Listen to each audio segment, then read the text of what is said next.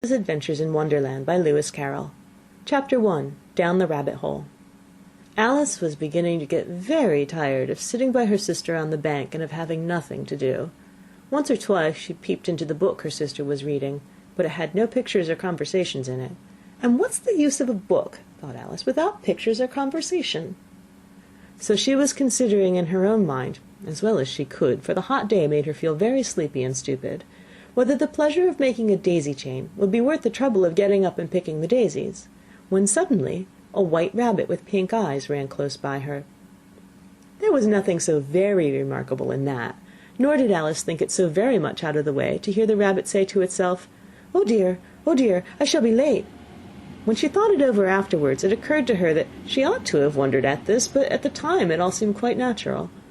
But when the rabbit actually took a watch out of its waistcoat pocket and looked at it, and then hurried on, Alice started to her feet, for it flashed across her mind that she had never before seen a rabbit with either a waistcoat pocket or a watch to take out of it, and burning with curiosity, she ran across the field after it, and fortunately was just in time to see it pop down a large rabbit hole under the hedge.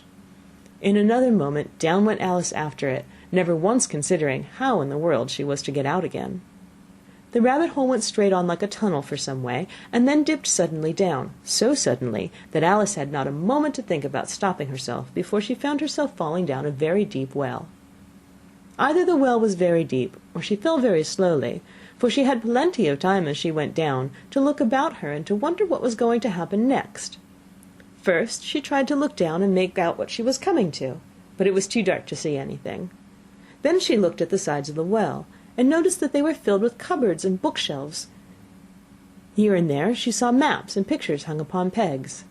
She took down a jar from one of the shelves as she passed. It was labelled orange marmalade, but to her great disappointment it was empty. She did not like to drop the jar for fear of killing somebody, so she managed to put it into one of the cupboards as she fell past it. "Well," thought Alice to herself, "after such a fall as this I shall think nothing of tumbling downstairs. How brave they'll all think me at home! Why, I wouldn't say anything about it even if I fell off the top of a house," which was very likely true.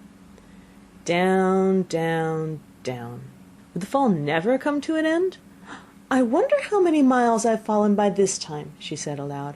"I must be getting somewhere near the center of the earth.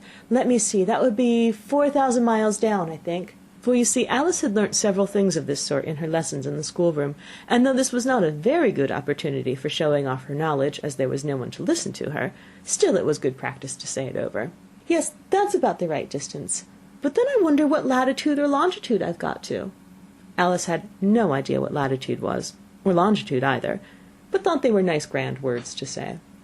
Presently she began again. "I wonder if I shall fall right through the earth. How funny it'll seem to come out among the people that walk with their heads downward. The antipathies, I think."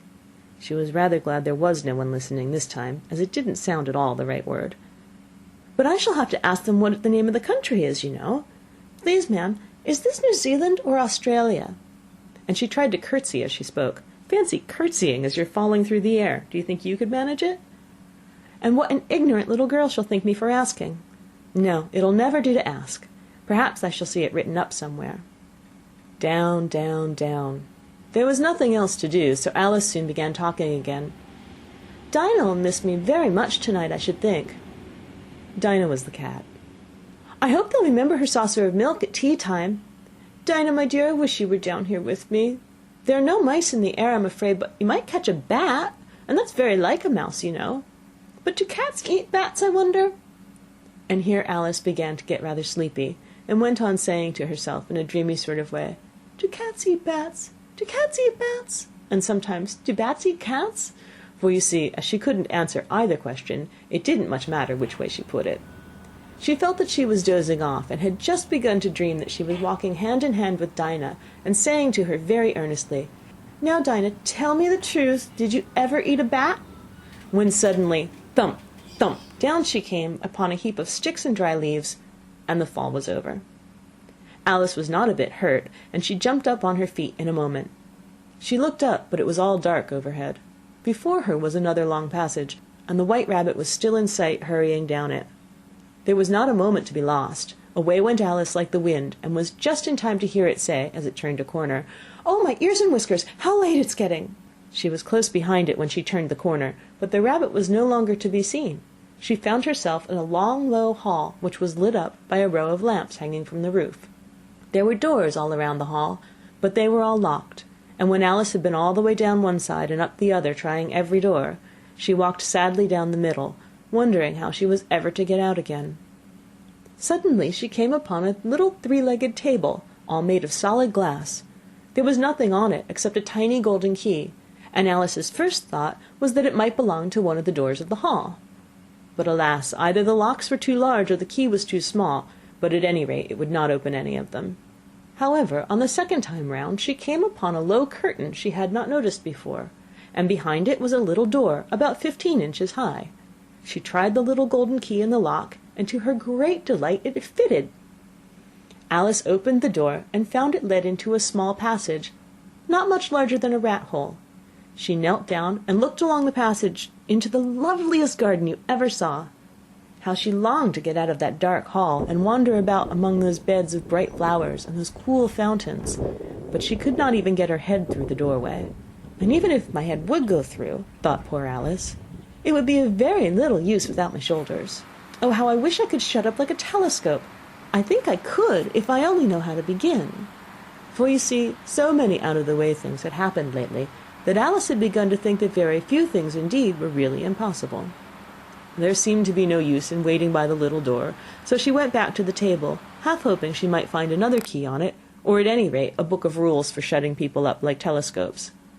This time she found a little bottle on it, which certainly was not here before, said Alice, and round the neck of the bottle was a paper label, with the words "Drink me" beautifully printed on it in large letters. It was all very well to say "drink me," but the wise little Alice was not going to do that in a hurry. "No, I'll look first," she said, "and see whether it's marked poison or not," for she had read several nice little histories about children who'd gotten burnt and eaten up by wild beasts and other unpleasant things, all because they would not remember the simple rules their friends had taught them, such as that a red-hot poker will burn you if you hold it too long, and that if you cut your finger very deeply with a knife it usually bleeds. And she had never forgotten that if you drink much from a bottle marked poison, it's almost certain to disagree with you sooner or later. However, this bottle was not marked poison, so Alice ventured to taste it, and finding it very nice, it had, in fact, a sort of mixed flavour of cherry tart, custard, pineapple, roast turkey, toffee, and hot buttered toast. She very soon finished it off. "What a curious feeling," said Alice. "I must be shutting up like a telescope." And so it was indeed. She was now only 10 inches high, and her face brightened up at the thought that she was now the right size for going through the little door into that lovely garden. First, however, she waited for a few minutes, to see if she was going to shrink any further. She felt a little nervous about this, "for it might end, you know," said Alice to herself, "in my going out altogether like a candle. I wonder what I should be like then." And she tried to fancy what the flame of a candle is like after the candle is blown out, for she could not remember having ever seen such a thing. After a while, finding that nothing more happened, she decided on going into the garden at once. But alas for poor Alice, when she got to the door, she found she'd forgotten the little golden key, and when she went back to the table for it, she found she could not possibly reach it. She could see it quite plainly through the glass, and she tried her best to climb up one of the legs of the table, but it was too slippery, and when she had tired herself out with trying, the poor little thing sat down and cried. "Come, there's no use crying like that," said Alice to herself rather sharply. "I advise you to leave off this minute." She generally gave herself very good advice, though she very seldom followed it, and sometimes she scolded herself so severely as to bring tears into her eyes. She once remembered trying to box her own ears for having cheated herself in a game of croquet she was playing against herself, for this curious child was fond of pretending to be two people. "But it's no use now," thought poor Alice, "to pretend to be two people. Why, there's hardly enough of me to make one respectable person." Soon her eye fell on a little glass box that was lying under the table. She opened it, and found in it a very small cake, on which the words "Eat me" were beautifully marked in currants. "Well, I'll eat it," said Alice, "and if it makes me grow larger, I can reach the key, and if it makes me grow smaller, I can creep under the door. So either way I'll get into the garden, and I don't care which happens." She ate a little bit, and said anxiously to herself, "Which way? Which way?" holding her hand on the top of her head to feel which way it was growing, and she was quite surprised to find that she remained the same size. To be sure, this generally happens when one eats cake, but Alice had gotten so much into the way of expecting nothing but out of the way things to happen, that it seemed quite dull and stupid for life to go on in the common way.